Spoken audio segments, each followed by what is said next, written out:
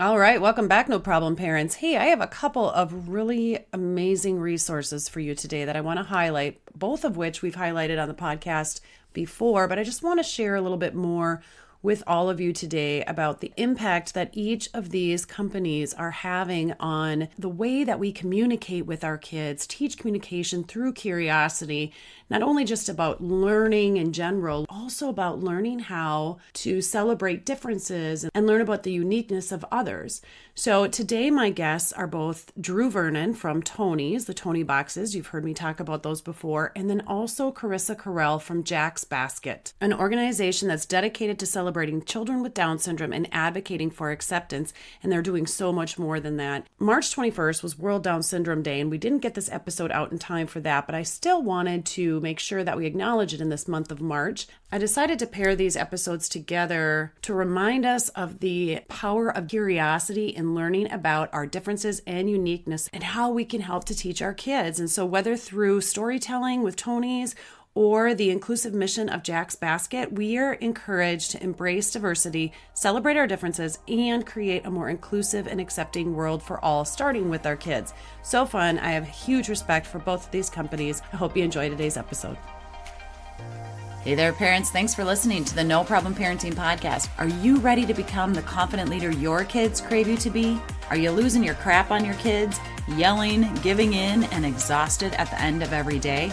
You can start building confidence in your parenting immediately, whether your child is a toddler or all grown up and still living in your house. Don't make this parenting gig harder than it needs to be. Register to become a No Problem Parent. It comes with an app so you can listen to the tips and tools just like you're listening to this podcast. Click the link in the show notes or go to noproblemparents.com.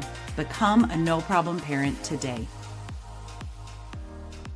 If you haven't heard my previous episode with Drew Vernon, you're going to want to go back and listen to episode 244 to learn a little bit more about the company. But Tonies are an innovative screen-free audio storytelling experience that is designed to spark curiosity and imagination in children. The Toniebox is like a 5-inch squeezable speaker with cat ear-shaped buttons that are the controls. And then what you do is you take this little 3-inch tall magnetic figurine known as a Tony and you put it on top of the box, and then it reads you a story. Or you can get creative Tonies and you become the character and you get to create your own story and or communicate back and forth with, say, grandparents or friends or family that you don't live near. Drew Vernon is the Director of Education for Tonies, previously the Marketing Director of Tonies. Welcome back to the show. I'm excited to have you talk to us a little bit more about what Tonies is doing for teachers and a little bit more about Tonies learning programs. So when I came to Tony's as the marketing director, I was doing most of the marketing jobs, shooting TV commercials and catalogs and all of that. And one of my passion projects was education. I had actually started my own state licensed daycare back in Connecticut. I previously worked for Lego, where I had some success with educational programs. And so one of the first programs I put together at Tony's was called Tony's for Teachers. And that was talking to teachers about the classroom opportunities for using the product and using it in circle time. And that program took off pretty quickly. And then I started having other folks reach out to me. So I started to have librarians reach out and healthcare workers and social workers and speech language pathologists. And all sorts of different folks started reaching out, and it eventually grew larger than Tony's for Teachers and became known as what I now call Tony's Education. So now there's kind of a comprehensive effort to explore the different applications and uses based on different educational and professional settings. Amazing. And just such a short period of time, too, all the things that you've been able to develop and put together. So you guys have a lot of resources. Do you do like trainings for teachers or educators? Yeah, so this is the exciting part is I was doing this, I call it my side hustle because this was the job that nobody really asked me to do. It was just what I was doing in my spare time. And as of March, this month, I'm actually transitioning to lead the education department for Tony's and to take this on full time. So I'm just kind of getting started with additional resources and trainings for different types of educators. We have an extensive Facebook community based on the type of educator you are, and I do offer webinars and online demonstrations for anybody who's getting started or who's looking to help get their organization started. So we've got Tonies for teachers, we've got Tonies for librarians, we've got Tonies for healthcare, we've got Tonies for social welfare, Tonies for special needs. There's kind of a whole spider web of different groups, and I like to encourage people to explore the ones that are most relevant to them. We kind of have a central, fan group. It's called Tony's Community. And if you start there, you can usually find your way around to any of the other groups that interest you. Just describe for us maybe a scenario or two of how the teachers are using Tonies in the classroom. We have divided kind of our assortment into 4 different centers. The first center is called the Reading Center. So that's figures that have a companion book. We don't sell the books. We're not a book producer, but if you want to listen to, Dr. Seuss or Roald Dahl or Corduroy or Paddington or Chicka Chicka Boom Boom or Llama Llama or any of these that have books, that belongs to our Reading Center where kids can listen to these and they can follow along with the books if you'd like to purchase those separately. The second one is our Mindfulness Center. So it's really important to help kids learn social and emotional development, self-regulation, breathing exercises, mindfulness. That's all part of our Mindfulness Center. We've partnered with Calm, with Go Noodle and others, and some of our original content. We have a Discovery Center, which is our nonfiction content. So we've partnered with National Geographic, PBS Kids, and others to bring nonfiction content to the Discovery Center.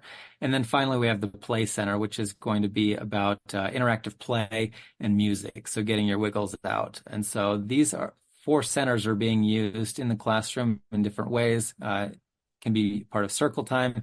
It can be part of independent listening. A lot of teachers will use it as kind of like a reward for kids who finish an activity early. They can go listen to a Toniebox for a few minutes while the other kids wrap up. But there are a lot of different ways to use it in the classroom. Is it sufficient to have one Toniebox in the classroom, or what are you hearing from most teachers? Yeah, the Toniebox is considered to be an individual to small group listening device. It's not going to be loud enough for an entire classroom. So we usually suggest having one box for every about 4 to 5 children. Oftentimes, as you know, in education, whether you're a daycare provider, preschool, elementary school, funds are almost always an issue. Budgets are tight. So talk about the investment for the educators, and then also maybe some creative things that teachers and educators are doing to bring Tonies into their classroom. Sure. I'm really interested in making this available and affordable to educators. So we start kind of with educational accounts that provide a discount. The Tonieboxes are about 20% off. So instead of paying $100, you're paying $80 for the Tonieboxes. Instead of $20 for the figures, you're paying $12. And so that can be up to 40% off the figures. We also offer tax exemption and free shipping for educational accounts. As far as funding, we found success, tapping into different types of budgets. Sometimes it's a curriculum budget, sometimes it's a materials budget, sometimes it's a technology budget. And we're seeing more and more success with teachers writing state or federal grants. So I had a recent example of a teacher in Omaha that was part of a consortium covering 17 school districts. She actually wrote a grant for over $100,000. And she spent half of it on Tonies and half of it on books to match the Tonies. And that's kind of like the best case scenario. But there are a lot of other programs that, you can get anywhere between, $1,000 or $10,000 for the purchase of educational materials under which Tonies would qualify. That's amazing. And I just recently had the co-founder of Impacts on the show. They provide school supplies to schools. Parents can buy the school supplies right online. Again, I want to connect you with Claire Richards. This could even be something where schools have that option for parents to donate Tonies as one of the classroom school supplies. So there's so much with Tonies and education and support for kids. So let's talk about, I didn't know this since the last time we talked, but you've added the Tonies for librarians. I'm curious about that. Yeah, we had a state representative from Delaware actually contact me and said, hey, I want to put Tonies in every public library in my state. So we did a statewide program where now you can go to any public library in Delaware and hundreds of other libraries in the country. And they're using these in kind of different ways as well, primarily in center. So kids can, listen to Tony boxes while they're there. We're also having circulation, so you can check this out as part of the library of things. And these are very popular items. There's usually a wait list to get your hands on one in a library setting. But if your local library doesn't have one, I would encourage you to ask them about it, or to have them reach out to us here, and we can help them get set up. And then also you're doing some work with hospitals. Yeah, this is one that's kind of close to my heart just based on some programs that I've done. I did a recent donation to Primary Children's Hospital here in Salt Lake, where I live. And one of the things that I learned while I was there was that they had this music room. It was named Sophie's Room after a girl who unfortunately passed away from cancer. And one of the things that they started doing for families was recording the children's heartbeats and giving that to parents on like a little flash drive. And I saw them doing this and putting it on the flash drive. And I said, hey, I'd like to donate some of these plush dolls. We have plush characters that work just like Tonies. They've got the same technology inside. And so now they're putting these heartbeats on the teddy bears, and they're giving those out to parents. And so that was just kind of like a touching example of using the creative Tony technology in kind of a heartfelt way. But for any kid dealing with challenges or ailments, having the companionship of a Tony box is a great thing to have for a child. And I'm a huge proponent of putting them in these types of situations. Drew, I just think the world of you. You're amazing. That just really touched my heart. I am super happy to be partnering with Tonies and to be sharing the message of Tonies, your resources, all of the things with my listening audience. Tonies for special needs, Tonies for community, for teachers, librarians, hospitals, just a wealth of resources. And of course, all of this boils down to being able to help the kids learn literacy and build curiosity and get off screens. It's just also amazing. Go to Tonies, TONIES.com, or check the links in the show notes for more information. Really grateful for you. Thanks again for being on the show. It's my pleasure. Thank you again. All right, my next guest is Carissa Carell, founder of Jack's Basket. Jack's Basket is dedicated to celebrating children with Down syndrome and advocating for acceptance and inclusion. Carissa is going to talk about the organization's impactful initiatives and the importance of embracing diversity and recognizing the value of every individual. Since 2014, Jack's Basket has celebrated babies across all 50 states and over 40 countries. In addition to celebrating the birth of children with Down syndrome, Jack's Basket is changing the narrative around receiving the diagnosis by educating medical providers with the tools to communicate the diagnosis to the parents accurately and informatively. I'm excited to have you on the show, Carissa. Welcome. Thank you for having me. Let's just start off with your family's journey. Yes. Well, I grew up in rural Minnesota and came to the Twin Cities for college and met my husband in college and got married 16 years ago already. And we became parents in 2011 with our oldest, Luke. And then 2 years, almost to the day, we were about to deliver our second son, Jack. And really, that's where a different journey started for us, and an unexpected one. And that I was very thankful his labor was going much faster, but all of a sudden it dramatically changed when his heart rate had dropped. I can remember the doctor pushing me to the operating room and a nurse saying to my husband, we'll be back for you. So he was right by my bedside until everything went kind of crazy and they needed to get this baby out. And I remember a man putting a mask over my face because I was going to need to be put under for the delivery because it was so quick. And I said, can you go get my husband? And he said, I'm sorry, he cannot be in here. And I awoke to a woman saying my name. And I said, can you go get Chris? And she said, well, after you recover a little longer, you can go to be with him and your new baby. And in the meantime, while I was recovering, a nurse and a nurse practitioner walked into that original delivery room where Chris was waiting and was carrying a baby and handed the baby over to Chris. And the nurse practitioner said, are you aware of trisomy 21? And he must have looked confused because she continued saying Down syndrome. She listed off all the characteristics that Jack was showing and said, well, just enjoy your baby. And she left the room. And Chris really reflects at that point in his life, he hadn't had much experience with someone with Down syndrome. So he really felt like, what did this mean? Would he live? What does this mean for our 2-year-old at home? Like, how is this going to change us? And he kind of reflected that it was about 45 minutes before I was brought back. And I was still really grieving how the birth happened. I certainly was not prepared to have him say, this is our baby, and they think he has Down syndrome. So Chris had that role of sharing that unexpected news with me. And I can remember every, thought that flooded through my mind, similar to Chris, of like, how will this change us? What will it be like having a child now with special needs? Just all the shock and fear and confusion, just crying out those early hours.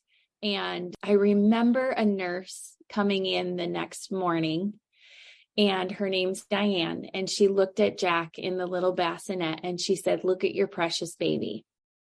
And I always say that when I feared that the world wouldn't accept my son because he's different, a complete stranger came in and saw my baby for who he is, a baby, not a diagnosis. And as we had been praying for this sweet baby boy growing in my womb, obviously it was surprising and life-changing, but that was really the hope and the reminder that he is uniquely created, fearfully and wonderfully made. He is a gift that we didn't know we needed in our lives.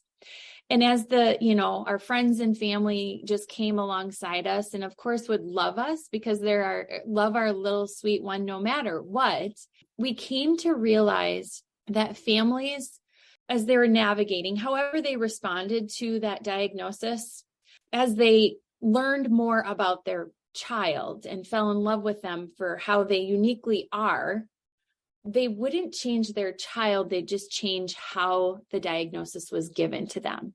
And when people ask, like, how would have you liked to have been told Jack's diagnosis? Well, one, I would have loved to have been with my husband at the time that it was given. Oh, for sure. Yeah. I feel like, it was given in kind of an assumptive, but also kind of insensitive. Are you aware of trisomy 21? My husband's very intelligent. He is, but we don't use that language. But what if we would have started of just saying, congratulations on your new baby?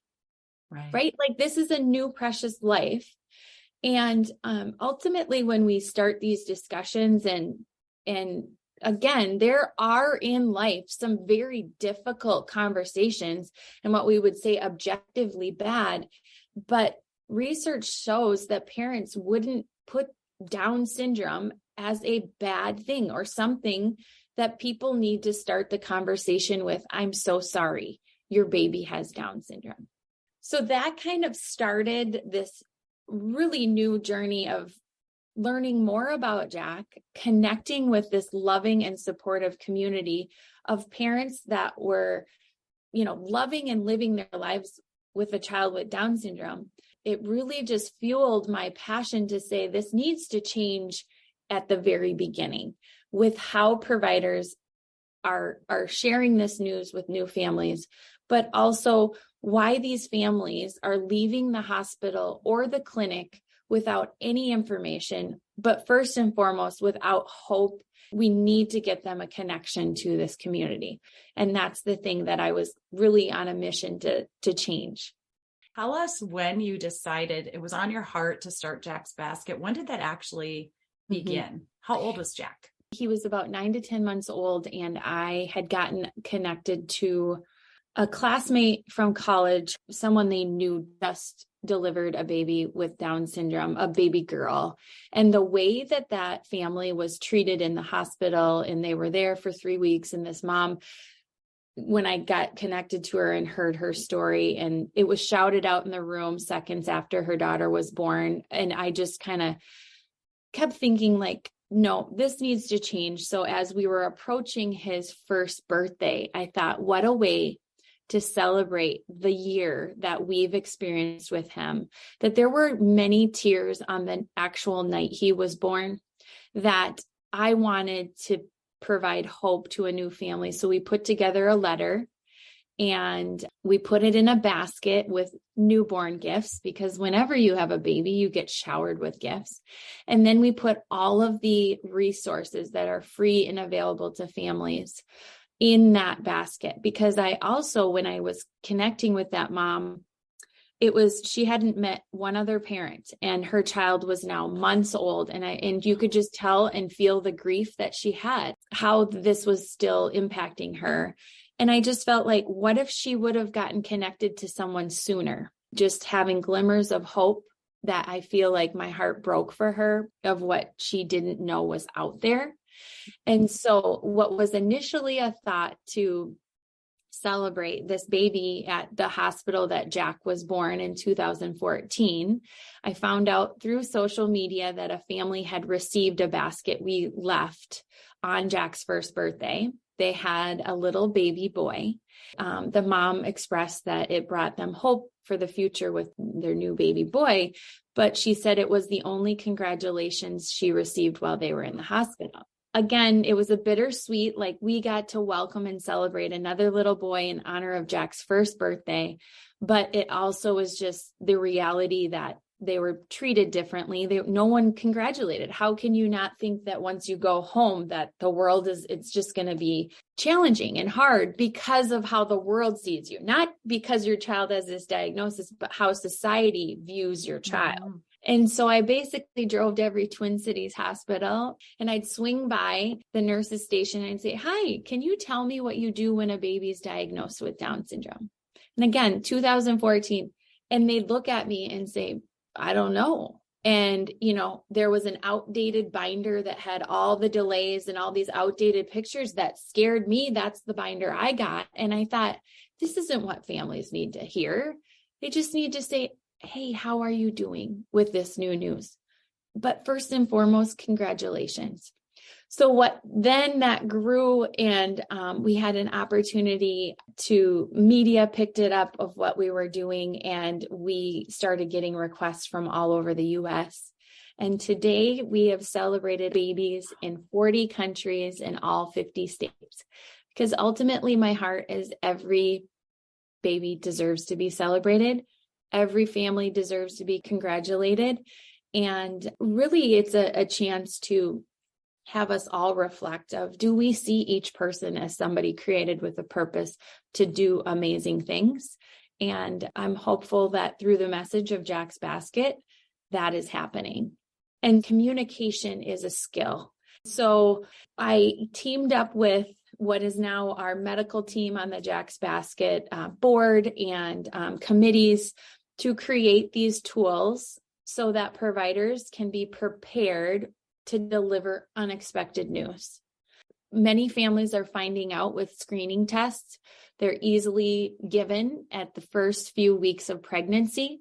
Oftentimes, families are finding out what their desire is, to find out the sex of the baby, right? Of just, am I having a boy or a girl? And that is where they're getting this unexpected news. So what we were hearing from our families that received that prenatal diagnosis is it's oftentimes given on the phone. We've had families given this news in a voicemail. Oftentimes it's given by someone they don't have a relationship with or have had previous care with. And then there seems to be a lag in time from when your OB or whomever is caring for you refers you to a maternal fetal medicine physician or clinic. Seems like an eternity of time, which only leads you to Google what Down syndrome is. And still today, even though this has been around for so long, it's outdated information about Down syndrome. And let me not skip over the reality is that oftentimes when a baby is prenatally diagnosed, the first and only option that is given to them is to terminate the pregnancy. And so that is a reflection of what I believe in, what our team has recognized as provider bias, because the role of that provider is not to influence decision-making for the family. It's to provide informative information if it's about the diagnosis, the resources, but ultimately we've got to reflect on what is the care prenatally. And so we wanted families to hear from providers, congratulations, and providers that are caring for newborns with Down syndrome, of what they see while they're caring for newborns. But then we also have 4 families as a part of this tool sharing about their 4 different experiences when they got the diagnosis, when they delivered their baby, and what life is like. And there's a common theme through all of that, from the providers to the families, of saying your baby will change your life for the better. As you lead a parenting podcast, we know that ultimately we can't foresee what the future is for any of our children. Right. The experiences we'll have down the road, but we understand more about our baby, that they have an extra chromosome in each cell of their body. But ultimately, we can't measure the impact and the value, and certainly shouldn't. Unfortunately, it is happening. And so we thought we need to continue to create these tools for medical providers so they have some hope, because that's what the community wants. And that's what this is our everyday life. We wouldn't change our child for the world, but I will tell you, I'm changing the world because of my child. Oh my gosh. I've got all the feels. And any parent, when you bring your kiddo home, there's so much love and you're so excited for their future, and you have no idea what their future is going to hold. Mm-hmm. But our kids do oftentimes make us better. And I think that's a nice tie into the theme of Jack's Basket. Yes. And that's our phrase, you make me better, that ultimately each of our lives have the ability to make each other's better, right? And that certainly is not dependent on the number of chromosomes a person has, right? I believe that Jack wants to be loved and respected like any other. And he's helped us to be more patient and accepting of others with differences, to slow down and appreciate the little things. Do we see people worthy of celebration? Anyone. And that's the thing that has been the reminder that I feel like Jack has taught me and everyone that knows him, to see people as someone created with a purpose, worthy of celebration, that has a story to tell and that can teach us. And so as our society ranks people based on their ability, mm-hmm. that ultimately the best lessons have been, in how Jack's life has impacted all of us for the better. I always say, like, in the 9 years, I've learned a little bit about Down syndrome. I've learned a lot about Jack. And we make assumptions and generalizations about people. And I think, unfortunately, we are limiting the potential of those around us because we don't believe in them. And he's helped us to believe in everyone. So March 21st is World Down Syndrome Day. It's a day to really recognize the individuals with Down syndrome that make our lives better. So we would hope you could join in just, if it's spreading awareness, just sharing a story about your relationship with someone with Down syndrome, that would be wonderful. If you spread awareness about the work that we're doing and celebrating and welcoming these babies, that's also amazing. We have a backyard burgers and baskets. That's a real tangible, fun community event that can happen anywhere you live. So you can find all of that on the website. And then we have a big fall gala. It's called the You Make Me Better Gala, and it's held in Minneapolis, but live streamed all over the world. So that's been something that we just fill that room with a ton of people that want to celebrate the lives of people with Down syndrome and just share that message of you make me better. And if anyone knows of a family member or friend that is delivering a baby with Downs, what can they do? How can they get a basket? Yes. So on our website, you can go and request a basket for that new family. We have over 85 local volunteers around the U.S. So if we have a volunteer, we would get them connected locally in their area to have that basket delivered. We support families from the time of the diagnosis. So that could be prenatally or at birth. So you can go on and request a basket as a gift from you. Providers can request baskets, parents themselves, and family and friends. So awesome. So parents, head on over to jacksbasket.org. You're going to learn about how your family can be supported by Jack's Basket. If you are a medical provider, the resources that are available to you in your clinic or your hospital. You'll also learn about ways to get involved and support Jack's Basket and other families raising children with Down syndrome. There's events, there's ways to give. It's all located at jacksbasket.org. All right, that's it for today's episode of the No Problem Parenting Podcast. Hey, thanks guys for tuning in. If you found value in today's episode, click the subscribe button and share it with other parents who might need a little boost. Stay connected on our socials by following @NoProblemParents for more parenting tips and get your free download of the 60 ways to respond to your kids without losing your cool. Go to noproblemparents.com. Until next time, remember, your confidence comes from embracing both successes and setbacks. So take a deep breath, embrace the chaos, and remember, you got this.